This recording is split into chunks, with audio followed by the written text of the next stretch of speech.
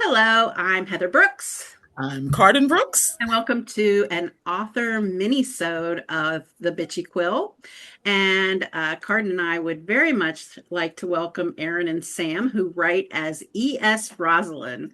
And we want to talk about all kinds of things with Sam and Erin about their book fest that they do, their series that they already have out, and the series that they have coming that's being released in June. So welcome, welcome. Thanks for having You? us. Yes, we're so happy to have you. And Sam and Erin, did I meet you at the time? Yeah, I was there. I was there. Cardyn and I was probably hiding in the corner, but I was there. Cardyn and I always have this disclaimer about if you meet us at the book fest, you Right. did meet us at the book fest because we are like glazed over. So Yeah, my apologies. By the time the event happens, our brains, we have one working brain cell between the two of us. So yes, I know that feeling very well, actually. And you know that because we met at the Right Women Book Fest, and then you started your own book fest. Yeah, I came to Right Women Books Fest with Erin as E.S. Rosalynn in 2023, I want to say. We were brand new. We had one book. We had no idea what a book fest was or what happened. We had no table swag whatsoever, like nothing. I don't even know that we had a tablecloth. We did have matching shirts because if you know us, we love a matching moment. That is our jam. But it was our first event together, and I was just smitten with the whole thing. The networking, the camaraderie, the community. I mean, it was just, I felt really like overwhelmed with feeling welcomed in a space. And I really wanted that for my community. So that's where Book Fair at Bel Air came from, was Right Women's Book Fest was inspirational, and started it from there. But Erin and I have been writing together for years, but yeah, that's our connection. Fantastic. And so you're having I attended as an author the first Book Fair at Bel Air, and then again last year, and I'll be there again this year. And do you want to tell us a little bit more about it, because you have grown quite a bit? Yeah, so Book Fair at Bel Air started in 2024. So it did not take me long after I was at your event to get it going. I was ready to go. And so we started in 2024 with 40 authors. I think it was, pretty small at the Bel Air Armory. And then we grew very quickly. There was such a demand in the community for literacy and literacy events that the next year I had 65 authors in there, and then we broke the fire code. So I had to get a new space. Don't tell them. I never told them to grow it. I think they'll know if they watch this or listen to this. I think they knew in general, because she was like, "How many did you have in there?" And I Nothing happened. Nothing bad happened. It's fine. Everything's fine. Yeah, never it's happened. Done. Everybody's okay. Yeah, right. But you lived, right? You survived, so we're good. Meant to be broken. So this year we are moving to the APG FCU arena over at Harford County Community College. We have 110 authors this year, and we are even featuring some authors. We are starting to bring in some, well-established authors throughout the country. Even we have people flying in from Ohio and New Orleans. One of them is coming from. And so it's been a lot of fun watching it grow and meeting people and getting to work with people, because now I get to lean on some of your expertise a little bit as we are growing. So that's been super fun too. But this year it's on August 8th from 10 to 2 at APGFCU Arena in Bel Air. Yeah, and I will put the information in the the video information here for the podcast. If anybody wants to look down below, there'll be a link and the date and time and everything. So you don't have to remember that when you're listening to this. You can just, after you watch this, scroll on down and click the link. So thank you so much for giving us that information. It is from an author perspective, it's a wonderful book fair, very well organized. People come to that book fest to buy books. They definitely are there to buy books. So that is very nice. Especially, right now, economically, we're dealing with a lot. And I think that authors need spaces that are um, uh, just, people are hungry for that. And that's good. So I will let Cardyn ask a few questions because I will take over and just run my mouth. I'll let her ask. Well, but I'm going to kind of tie into what you were just saying about people who come to attend Book Fair at Bel Air, come to buy books. This isn't on our list, and please forgive me for going a little bit off script, but I'm interested in you all's take on what's happening in the space with like generative AI, and maybe as event founders and hosts, what, if anything, how that factors in for you all about what's going on in the environment in the publishing world. So, sorry. I honestly, Sam has been the perfect person to start this book fair. That's actually all her. I show up as the author and person who does behind the scene work. Like, I'm a gopher, right? Like, I do whatever she needs at that point because I don't know what the heck I'm doing. I'm not even pretending like I know what I'm doing. She makes sure I stay hydrated, and she's really good at it, actually. I follow her with True. drinks. I follow her with food. Like, it's important. That's my job. But honestly, it's been affecting us when it comes to writing as a duo, because we have to make sure that any of the images that we create or any of the writing that we do, first and foremost, is all from us, because there is a big stigma right now around AI doing everything, and so we have to be very cautious and very careful whenever we are working on our stuff to make sure that we don't, we're not taboo. We're not doing all of the wrong things. We're trying to be genuine and from our heart and making sure our story is our own. Yeah, so several years ago when we first came into the space, there wasn't really this conversation around generative AI. So some of our first character art is generative AI. We commissioned it on, like a website like Fiverr, and had no idea that, the impact or any part of it. And so we had been using it for a while, and now, we're just talking, we're like, oh, I think we're going to have to redo this. I think sort of our take on it might not be the popular take. I work in educational publishing, and my company is very, very pro AI. So it's almost, I'm in this weird spot where professionally I kind of have to use it because they expect you to, and they also are on the side of wanting children to learn how to use it. And so we have to use it in lessons. We have to use it for, lots of different things.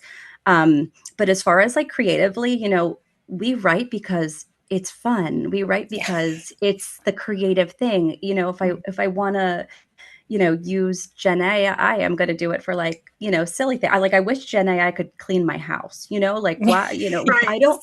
I don't want it to do the fun thing for me. I want it to do Right. like the boring, like do my dishes and I was gonna say dishes. The laundry. Like, Please, the laundry. Yeah. Please, the laundry. Yeah. So we were very careful this time. We made sure we hired and, definitely attributed all of our character artists and all of our, and this is really a new space for us because we're going from YA to adult. And adult has a lot of different sort of expectations as far as like releasing a book than YA does. So, we're just learning about like character art and all of the things. And so we had to go through a couple of artists, and sometimes you just don't know, what they're doing on their end.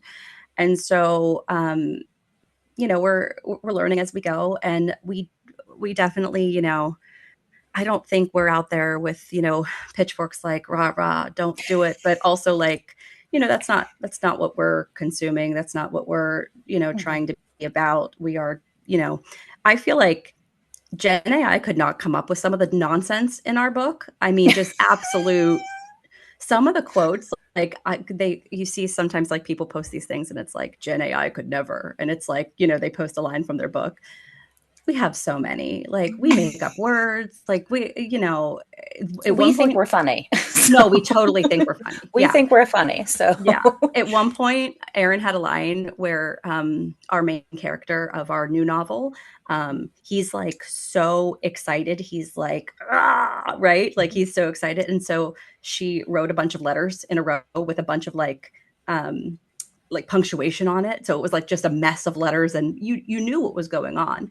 But our editor kept flagging it, and then we kept saying, we had to go back and forth, and we were like, do we really want this effect here, or like what's the thing? So I wanted to like screenshot that and be like, Jen, I could never.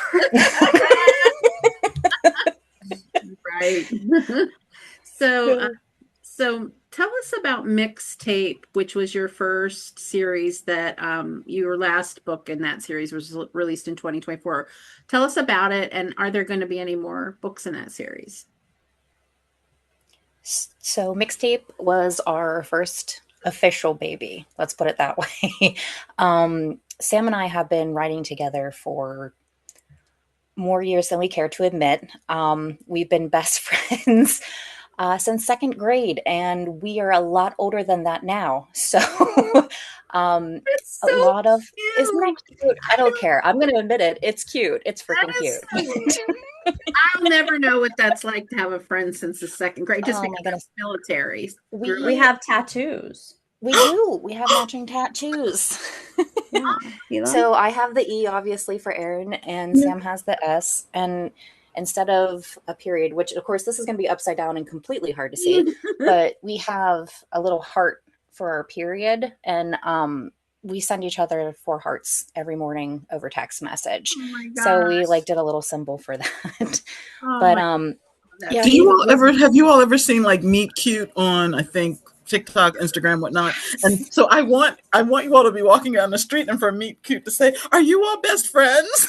yes. Tell us I briefly think the best story friends of meet how you cute met. should be a thing. Yeah, Because sometimes he absolutely. does, like, I mostly watch the US one. I think there's a UK one, I but think the so. US guy, sometimes he'll say, "Are you all best friends? How did that happen?" And then it's just as cute as the romantic ones. Right.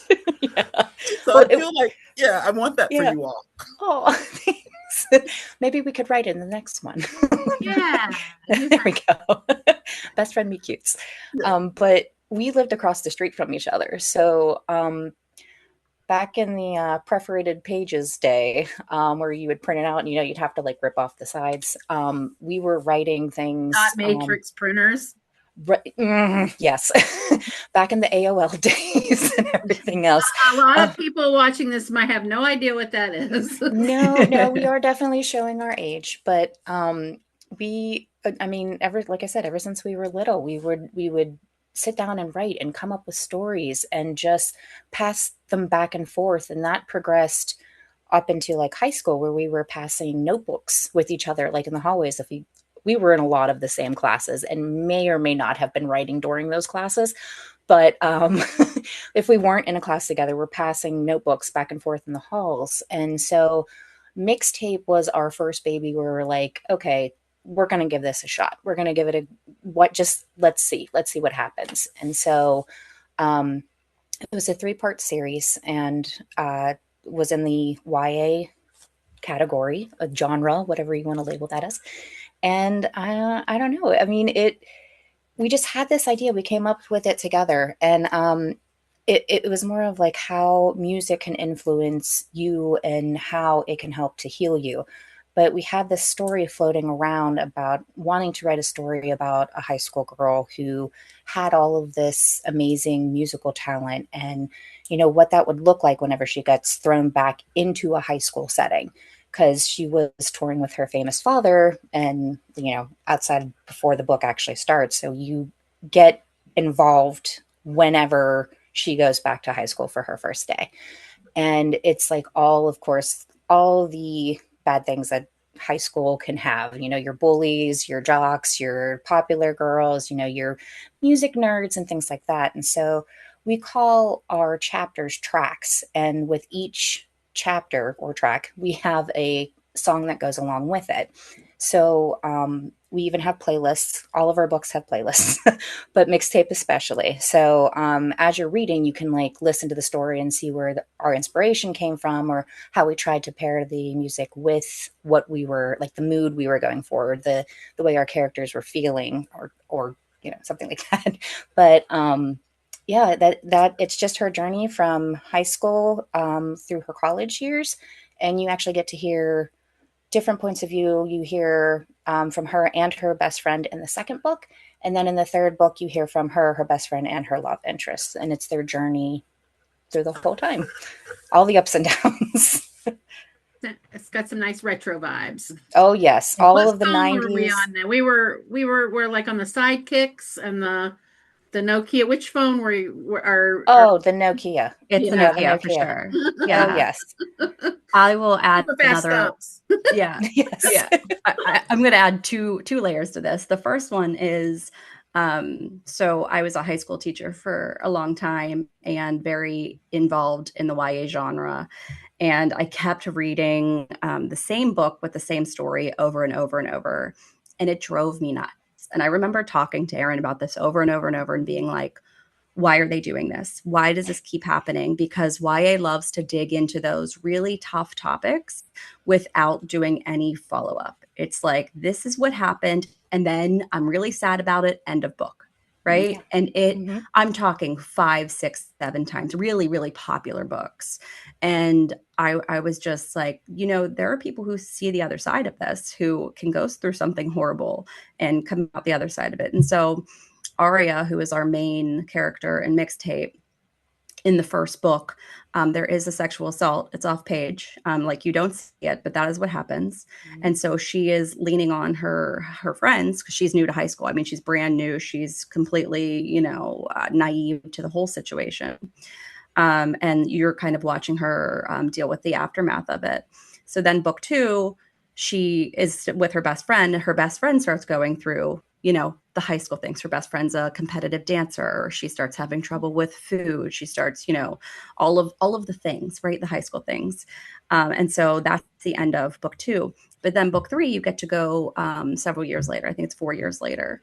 Mm-hmm. And so now you are in their senior year of college with them, and you get to see, sort of how Aria still struggles with what happened, but how she now knows how to cope and how to heal, especially with music and dance and art. And so you're watching sort of this journey for her throughout 3 books, and all of the side characters too, because you get to dig into how music affects them as well. But it's really about like that healing journey from beginning to end that you actually get to see her fully go through and feel like at the end of Mixtape 3 that they're okay.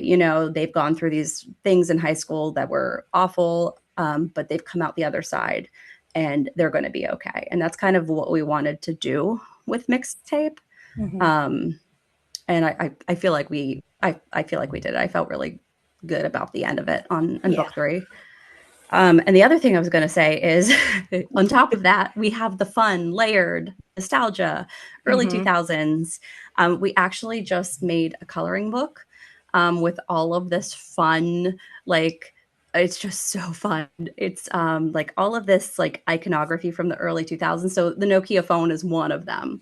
And it's like a coloring page, and it has like, some quotes and some like, different, I don't know how to explain CDs it. Clip art and boom boxes. Yeah. Like, so all of the things. Is it available now? Is the coloring book available now? Yeah. We just just released it, and we haven't even. You're the first people we're telling, actually. Oh, yeah. You're getting the exclusive. You get the scoop, and it's not on perforated paper. That's the best part. It's not on perforated paper. It won't come in. Well, that could have been nostalgic, You could have. It could have. You're right. A little. Oh, that's funny. I didn't even think of that. We should have done one with like a graphic of the paper, right? Yes. Or like, you know, how you could just like rip it out of the book or whatever if you wanted to. I think I would just sit there and rip the pages for Yeah. like the nostalgia. Yeah, it's nostalgic. You can still get that paper sometimes, and every now and then I'll find some like at the thrift store or something, and I like it because it just comes in this long thing. You can on it, and it's actually pretty cool to have. It's so funny because for many years I had too much of it, and it was like, let's get this out of the house. I What don't do I need do with it? dot matrix because what are you printing other than, you know, occasionally my husband would print a banner. My husband at the time would print like a banner because he would like program it, and then you'd have like Heather and all H's. I was just gonna say, did you use all the capital letters? Yeah, That's fantastic. yeah, That's so fantastic. cool. He was a nerd, that one, but Yeah. my We love nerds though. he was nerdy. So that sounds really fun and nostalgic and like a great summer read. And I think a lot of people like books that have when you have a coming of age, you continue on for a few years. Or is that series closed now, or? Yeah. Yes, that one is done. Okay. All right. But now we have coloring books. Yes. Yes. Coloring books. Yeah. So tell us a little bit about you writing together. I know you touched on it a little bit because you've known each other since the second grade, and Cardyn's muted herself, so I'm just running my mouth like Cardyn, just jump in anytime. If you have That's okay. And I wanted to say the only reason I muted myself is because I'm downstairs and I have a lot of activity going on. I had to seclude myself upstairs. But tell us a little bit more. You met in second grade, and you're still besties, and you've been writing this the whole time. But tell us the moment, like, that you decided. You kind of touched on it a little bit, but tell us about the moment you decided to write Mixtape and publish it, and what that process looked like for you as somebody who probably didn't know a lot. Did you try to query first? Did you decide you were going to indie publish? Like, what did you do?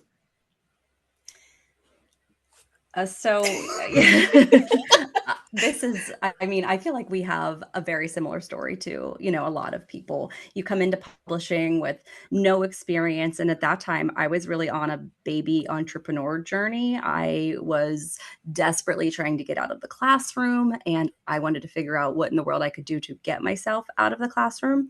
And so I was learning a lot about, you know, online business and, you know, everything that goes with that. And so when we had the idea for Mixtape, we were just, you know, just sort of being nostalgic, and we were together looking at, you know, high school pictures and just like old stuff. And we were like, you know what, we should just finally make it happen. Mm-hmm. So we wrote the first version of Mixtape, and we did query for a while. We queried for a while, and then the more reading and the more learning that we did, the more we really just wanted to do it. You know, we didn't want to go through this 10-year process where the book might never see the light of day. And I was already sort of on a journey of trying to learn how to, you know, do all of the things that go with, because when you're an author, you're a business. You're not just a writer.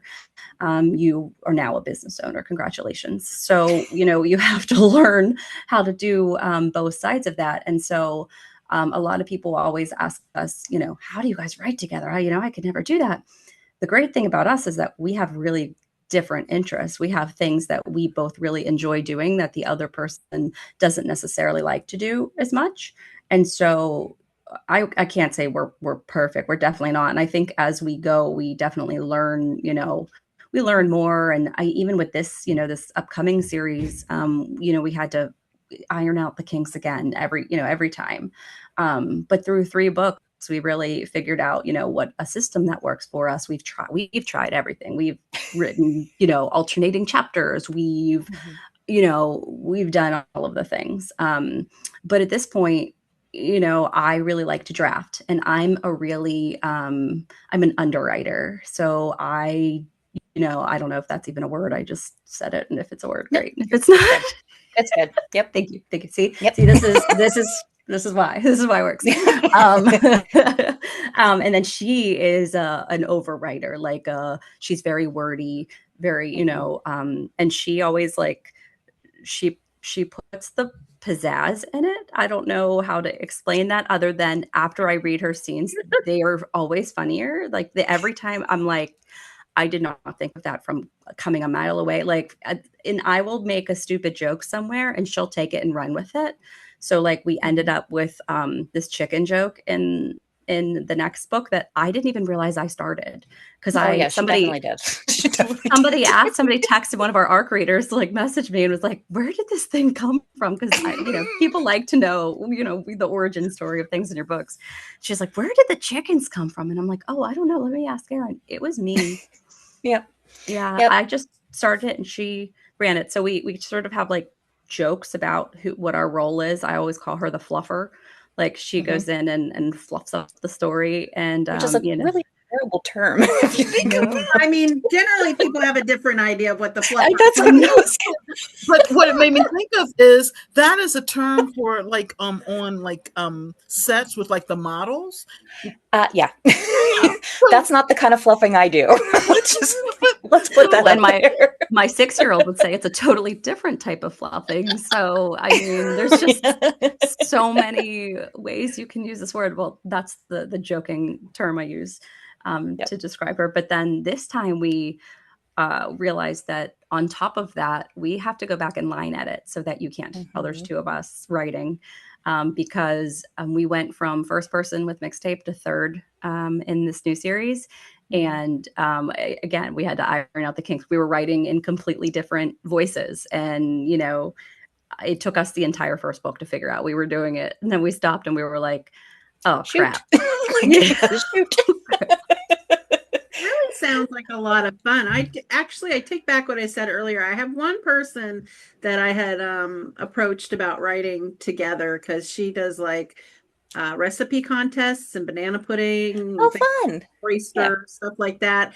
And she had some tea after one of them, and I was like, this sounds like a fun, cozy mystery situation, with your knowledge of the and the tea on the recipe contest world and my writing skills. Maybe we could do something. So I do think that appealed to me. Like I was like, oh, this sounds like so much. This was before the book fest last year when I completely burnt out and crashed. So I forgot about it. I have like Swiss cheese memory now because after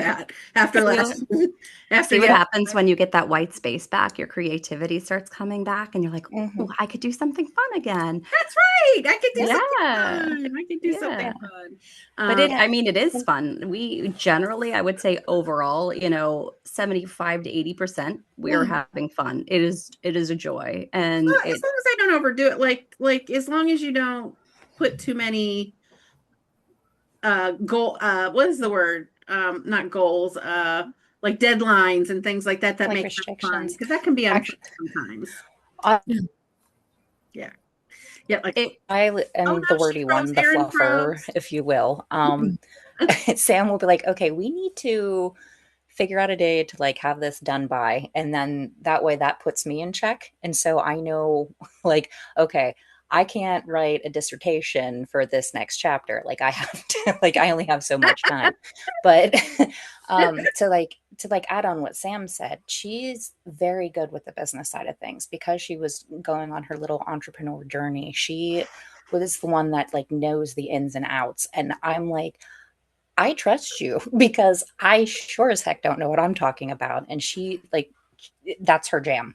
But like when it comes to fluffing or editing, that's where I always like to dive in. Like that's my jam. Like I like to be behind the scenes doing all of the nitty gritty. And you know how Sam said, like she might mention one thing in an early chapter and then I'm like, oh, right. And like 10 chapters later, you get another little drop of it, a little sprinkle of it. And then towards the end, you're like, oh, there's the chickens again. Like there's the chickens. Like, so that's the fun part for me, like leaving little Easter eggs or, doing just like the detail of it. That's what I love. Sam can spit out dialogue like instantaneously. She'll have like 3 pages done and I'm like, I'm still stuck on the first sentence. Like, can we go back for a minute, for just a hot second?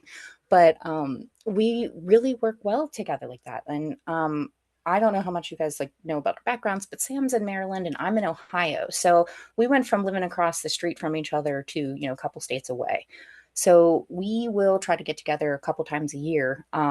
And just have what we call our writing retreats or writing weekends, and that's usually a hotel room with a hot tub, and not in the room, but the hotel has a hot tub, Right. and we're not. See, I'm not that fluffer. I'm telling you, I'm not that fluffer. I believe you. Thank you. But Sure. Making it Sure you're sound not. super believable. yeah, I'm not making it sound very believable. We But go to a hotel with a hot tub, and we have, yeah. I mean, just come having a on, girls' weekend writing. I mean, that's what right? it is. Yeah, That's so yeah. fun. You're having your own little retreat, your Oh little yeah. besties retreat. So, do you think, Erin, do you think this has made you closer? Do you guys ever? You don't have to spill this tea if you don't want to, but do you ever fight about any? Like, do you ever get in a tiff about any of this, or do you? Is this just it just flows? You guys are just so in sync. There's never a question. It's just you make each other better. I mean, we do absolutely make each other better, but we also have our hiccups. One of us might be thinking a character will go one way, or one of us might say, the voice of another character should sound different, or, I don't like the setting, or whatever the little hiccup may be. And so we will spend time trying to figure that out and what would be best for the book. And sometimes we agree and sometimes we disagree, but it's mainly like, where can we settle? Where can we find that happy medium that still satisfies where our book is taking us? So yes, there are hiccups, but like Sam said, 75, 80, 90, large chunk of the process is just, oh, hi, kitty. Sorry. Squirrel. Squirrel. That's me. You're talking about, one brain cell between the two of you. That's me. But yeah, no, it's always a fun process. And so we text each other every day, right? We're talking to each other all of the time. And so usually the conversation's like, oh, hey, how's your day going? By the way, I just thought of this really cool thing. So we know we really do play off of each other very well. And I think it's because we have known each other for so long and know each other's quirks and what makes us crazy, or it gets us excited, but it's it, it's a fun process, especially when you're doing it with your best friend. So I'm glad you were able to answer some of those, and you were willing to answer some of oh the yeah, absolutely, questions. And I've turned our mini-sode into a maxi-sode. So let's do it. Let's do it. But it's so, this conversation is so rich because the foundation of you all's, like, that kind of sustained relationship of, and also being known, like, in that way, I, there is the resource that provides. And also, it sounds like benefit of the doubt, right? If you've known someone since the second grade, you can have disagreements where it doesn't have to turn ugly or last forever, because there's that foundation of, I love you, I trust you, I know you. Even whatever we're disagreeing about, it's not disagreeing about our trust, our friendship, or whatever. And that, I love that so much. I think the other part is that we genuinely want what's best for the other, and we genuinely want what's best for the story. And so sometimes when we're having the conversations, it's, this doesn't make sense for this part of the story right now here, and here's why. And and we also know when to give in.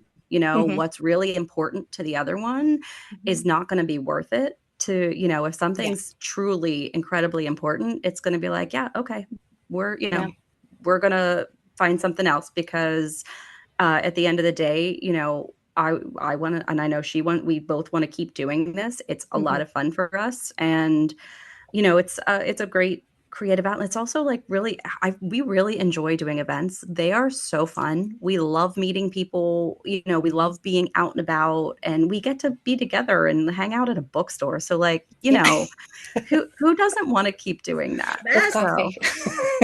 Right.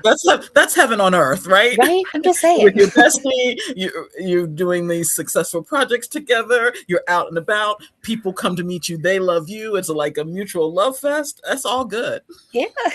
Yeah, it's still weird though sometimes, like when somebody might like approach us at the festival and they'll say, oh, I really love your book. I'm like, we did that.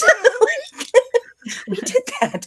And it's You read my book. You read my Oh, book and you liked it. like that was such a, I am very much a people pleaser, and I have like openly admitted that. But whenever somebody comes up to me and they're like, oh yeah, your book, I really connected with it, I'm like ready to burst into tears and hand them anything that I have in front of me, right? Like, oh my god.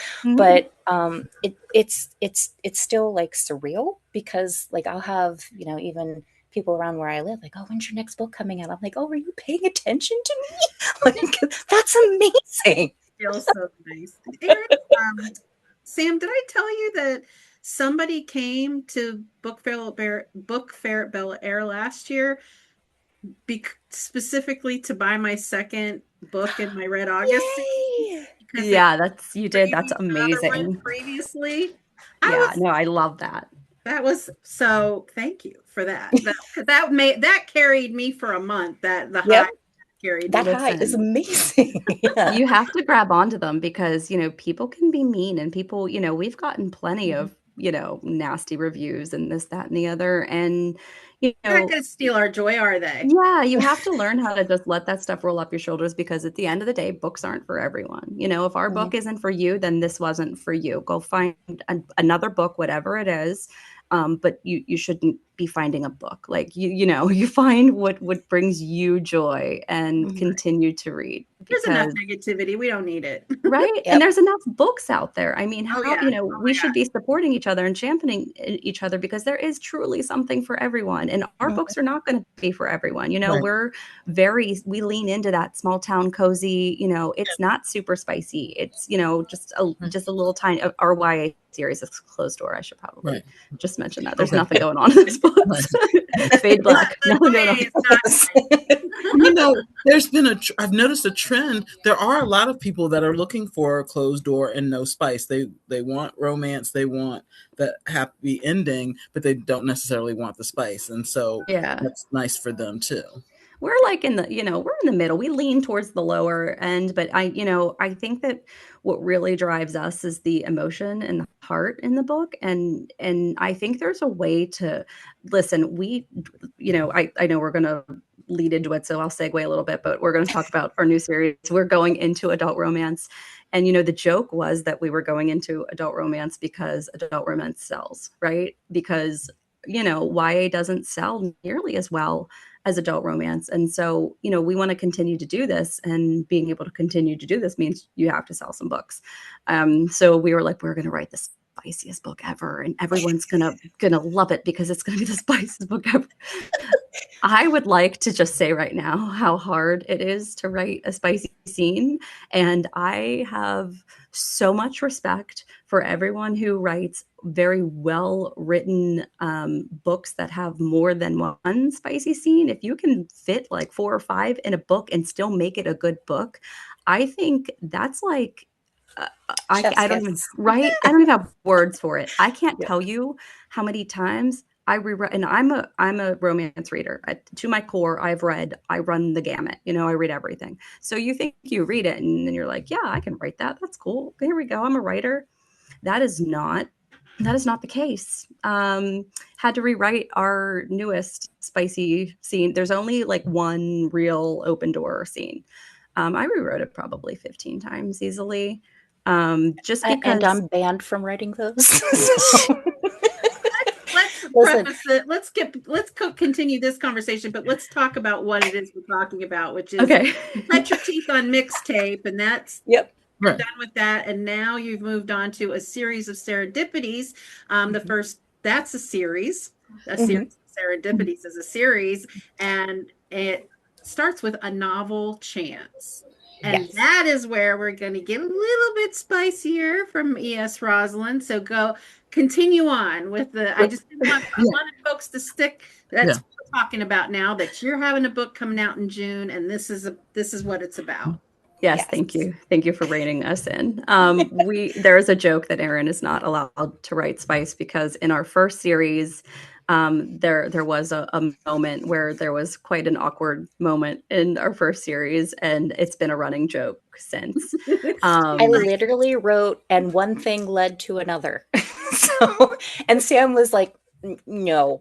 So, see, I wasn't going to call her out. I was not going to oh say no, it. I was going to keep it I secret. fully say, no, I admit it. I admit Look it. at Cardyn. Look at as Cardyn. much for as much as Sam praises all these authors who are able to do that, I am one of those who cannot, because I'm like pink, red in the face, flushed, trying to just like type out, oh, he kissed her. Like, I love writing sex scenes. Oh my God. I feel like I'm pretty good at it. But I can't do it. I have a hard time reading them out loud. Like when people want me to read them, I have to have somebody, I have to have an actor or my husband, somebody else has to read it. I have a very hard time reading it out loud to other. Yeah, that'll be Sam, not me. But I also wanted to say, to Sam's point, so I write erotica. So I write a lot about sexual intimacy. But the rewrite, like that's totally normal. Like the rewriting 15 times. And like for me, my personal approach is, in general, I'll write the very first draft, and I do it handwritten, like old school, because that works. Girl. Yes. Because I can't just I can't have the idea and just look at a blank screen and a cursor. My brain won't. But if I just have old school notebook paper, college rule, and an actual pencil, I think, because both my parents are artists, they can draw. I think in my mind, your first draft is a sketch, but I can't draw. And they're very disappointed in that. But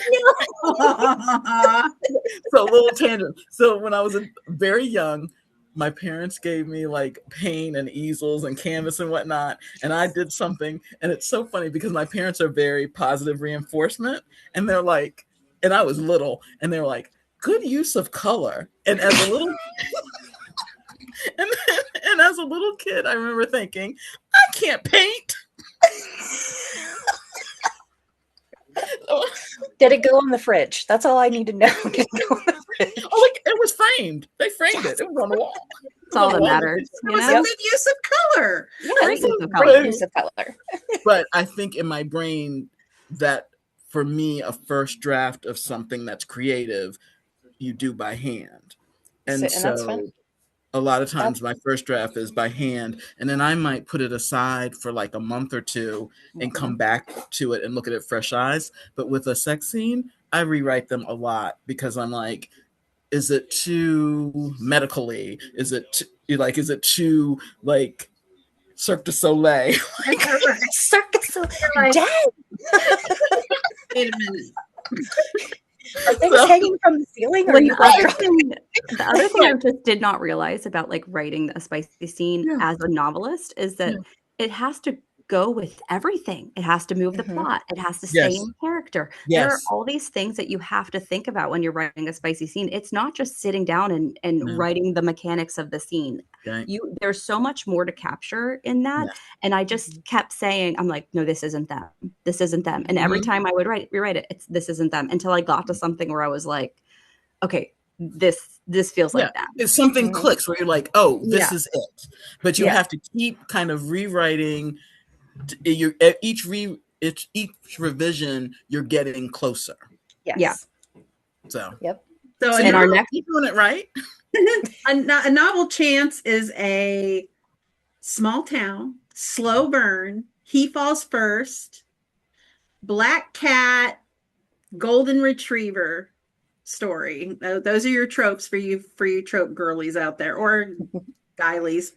And I don't want to always assume only women are reading, but it's just the majority. I mean, that's the reality. Women read women.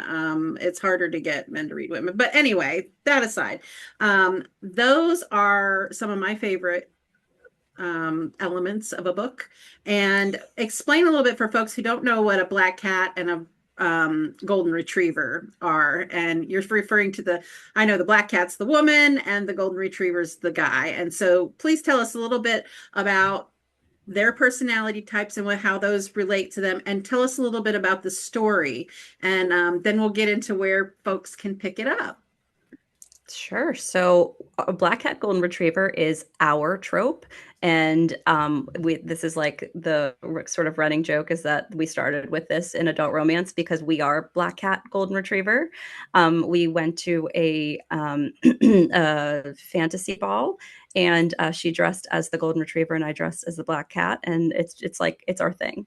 Yeah. So we translated that into our first adult romance, and this is set in the town of Serendipity, which is so fun because we've named sort of everything you can think of. Um, Metaphorically, it is all about luck, and we have infused something about, I mean, into the theme, into the names of the, we have really leaned in to our theme, and it's become something really sweet and magical. And I love the amount of whimsy that's sort of gone into this story.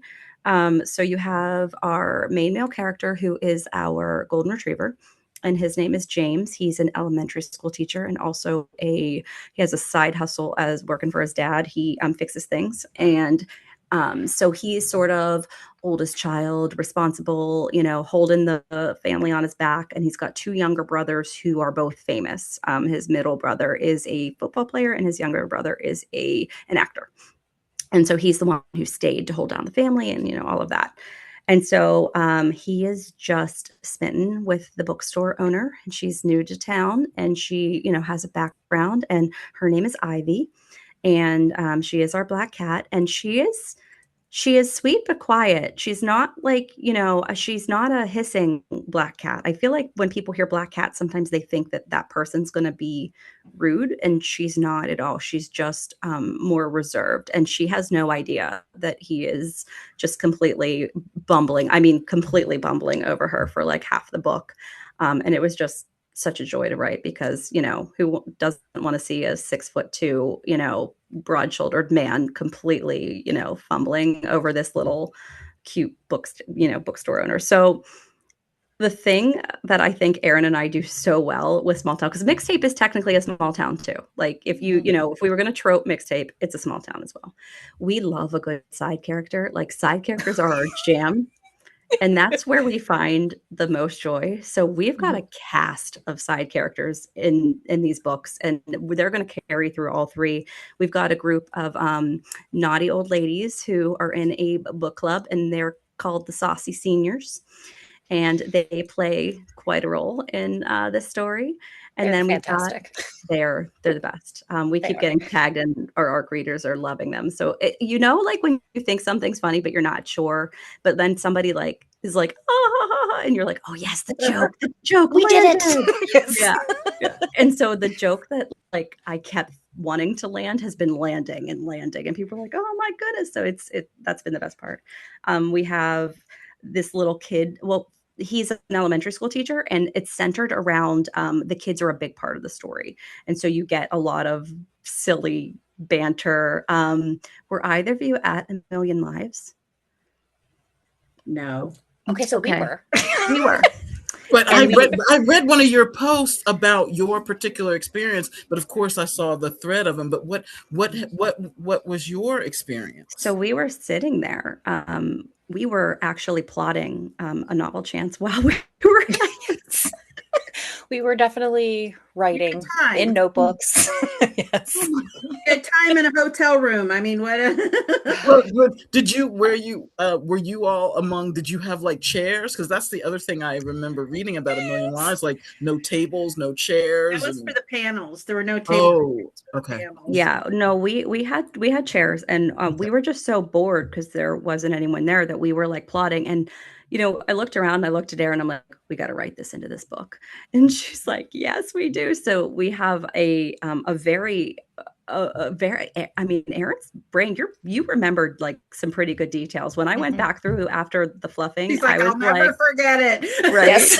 Right. It's ingrained. Well, that's where we did our trope where she dressed up as the black cat and I did the golden retriever, because there was supposed to be a ball afterwards, and everybody was supposed to dress as their favorite trope. And so we're like, done, got it, no problem. And we get there and it is nothing like it was promised. Wait a minute now. So, I saw some rose petals spread around the table. My apologies. You are correct. But Sam actually confiscated somebody's phone and a Bluetooth speaker. Was it your phone? I can't. Anyway, that was our music. So we were dancing to, Bluetooth music over, this tiny little speaker that was in one of the security guards' offices. And so, yes, for the panels, there were no tables, there were no chairs. We were in like the basement, for lack of better words, of the convention center. So you feel like you were kind of in like a bomb shelter almost, because everything was concrete. There was hissing Very lights. There were, romantic. it was fantastic. So this So, is where it was born. This book yeah, was born here. Yeah. Okay. Yeah. yes, Yeah. And so Yep. we have a You special are my chapter. kind of lemons to lemonade people. yes, Yeah. yes. I mean, yeah. honestly, like to be fair, the ball was awful. There was no decoration. There was no nothing. However, I was dressed, okay? It was after 9 o'clock and I was out. So we're having fun because that doesn't happen all that often. Nope. And so, we found a phone, we found and it's funny because I feel like I met some of the best people Oh, during that yes. weekend who I still Oh, keep in yes. contact with. And, we're out dancing, having a great time. I still talk to the people we were dancing with often. I mean, we made such great connections that weekend. So as awful as everything was, because a lot of people lost a lot of money, and I'm not making, Oh, light yeah. of that at No. all. However, we really did have a great time. And then We we made wrote the it into best our out of a book. bad That's what it was situation. supposed to be, but you had fun anyway. Right? Yeah, and so we have a special chapter dedicated to all of our AML survivors.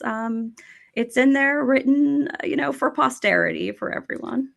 Yeah, and I always loved the little ARC comments, because I was getting a couple text message saying, "Hey, isn't this kind of like what you guys went through?" I said, "Yeah, that's exactly what we went through." Art imitates life. Yes, so much of it, so much of Generative what AI could never. could never exactly. I love this line so you all sent us the blurb ahead so that we would know a little bit about what the book's about, because we've not read it yet. But I love this line. Let's see.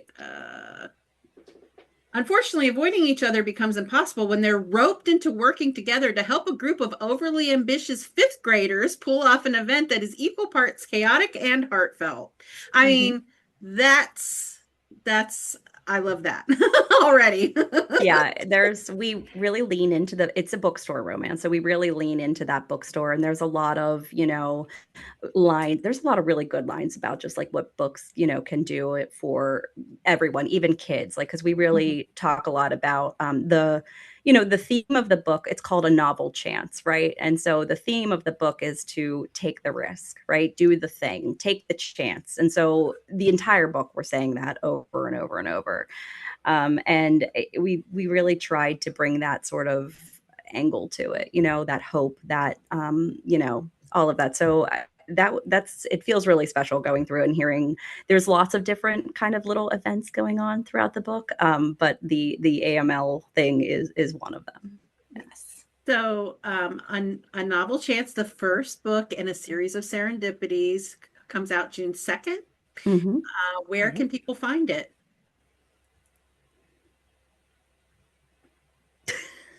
Sorry, I thought she was going to talk. And take two.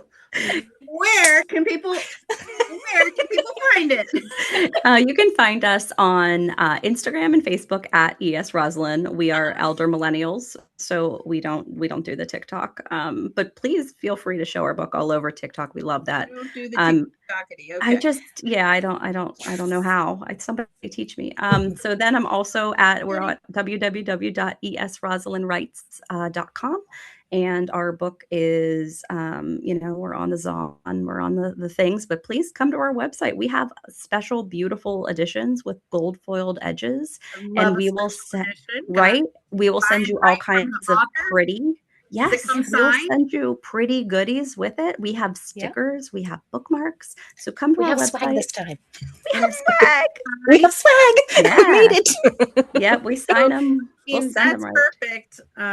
So I will put all the links down below so that you can pick up A Novel Chance, because it sounds adorable, and we all need a little bit of joy and lemons in the lemonade and all that stuff right now. And Yes, take the risk on our book. so thank you so much for being on here and talking to us about this. And I am sorry we went like 45 minutes. Listen, I'm having a great time. You ladies are wonderful. It's been a really good conversation. Plus, you all are doing so much. It's so much to ask, to know, to learn. Thank you so much for having us. Yes, We seriously, appreciate thank it. you. Yeah. All right. You want me to do the thing? Yeah. Cardyn closes out. There it is. All right. Thank you, viewers, for joining us on the Bitchy Quill. And please look for more. Oh, right. Oh, that's right. I do it all the time. Dun, dun, dun. Thanks for being here, however you're here. Please look for more episodes where we discuss publishing from a feminist perspective, and our guest mini-sodes, or not so many sodes, here on YouTube. If you'd like to be a guest on the Bitchy Quill, also known as the Bitchy Quill. We broke her. I'm sorry, we broke her.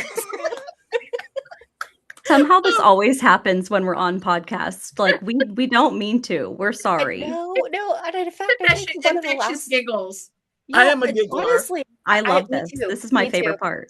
Yes. I am. I think we Although, made her like, cry. the Are you outtakes crying? and stuff. I am. I'm laughing, crying. This is the best. You can Goal email us achieved. at the Right Women Book Fest at gmail.com, and that's WRITE. Again, it will be down below.